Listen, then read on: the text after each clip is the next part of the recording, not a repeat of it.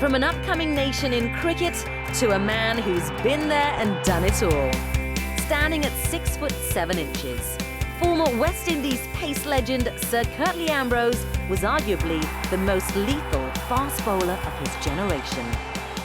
Curtly was famous for his extreme pace and immaculate line and length, taking over 600 wickets at international level. He was also part of the current West Indies team as bowling coach and witnessed both the women and men create history by winning the ICC World 2020 titles this year.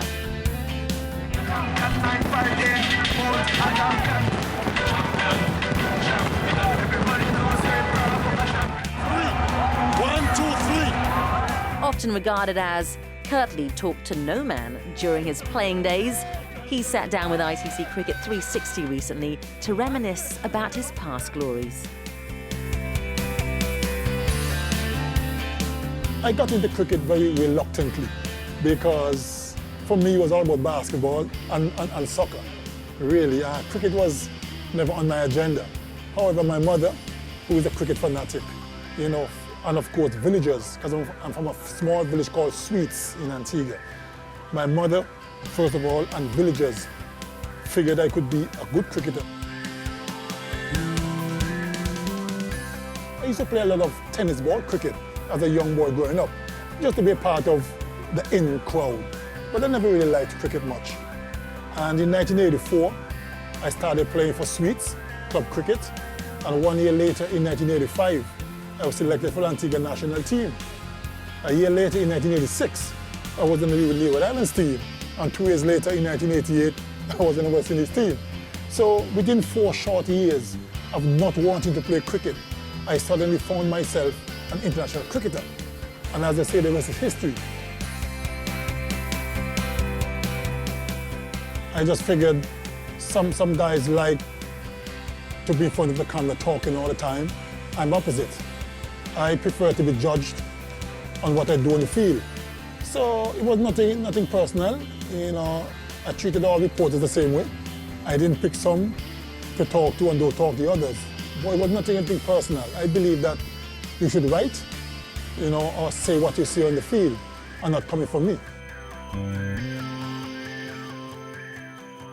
First spell in the morning wasn't a good one. And we went to lunch, Australia 2 down. Ian Bishop had those 2 wickets, and I was upset with myself because I thought I wasted the new ball on a pitch like that. And I was itching to get back out after lunch. And everything fell in place.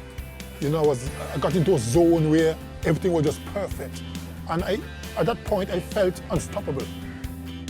I don't believe there's anyone in the world cricket could have stopped me that day. The kind of mood I was in, and that's hence the 7 for 1. I mean, it's unheard of. It's an extraordinary piece of fast bowling, and everything just went well for me. And I was quite happy not only to win the game, but to win the series, coming from behind.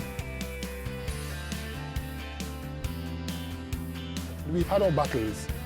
You have scored the runs against me. I've taken the wickets, that kind of thing. So to be swearing at me, to me, was a little bit disrespectful. So after the break, and I bowled to him, and I followed through. I asked him quite quietly, I mean, did you swear at me?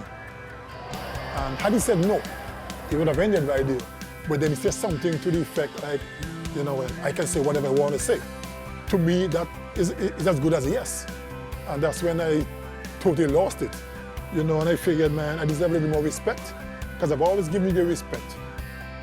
So I felt a little bit disrespected, and we had some words right there and then, and I was very close to getting physical. You know, but Richie, the captain, came and dragged me away, and you know, that was that really. I mean, Steve and I never spoke about it after. We never lost respect for each other. You know, but everywhere I go, I guess it's now legendary. Before I started this role with the West Indies team, you know, I've been around the circuit for a while, and I've been talking to a lot of the guys, you know, giving them some advice. They asked me questions about fast bowling, cricket in general. So to join the West Indies team, it was a natural progression, because I've known all the guys before. Plus, I'm bigger than them anyway, So if they give any trouble, you know, I could get physical.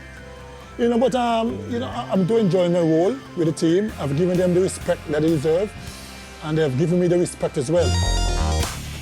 No doubt Ambrose's stunning figures of 7 for 1 against the Aussies will go down in history as one of the greatest bowling performances ever seen. But coming to the present, here's a look at some of the best test spells from the past few years.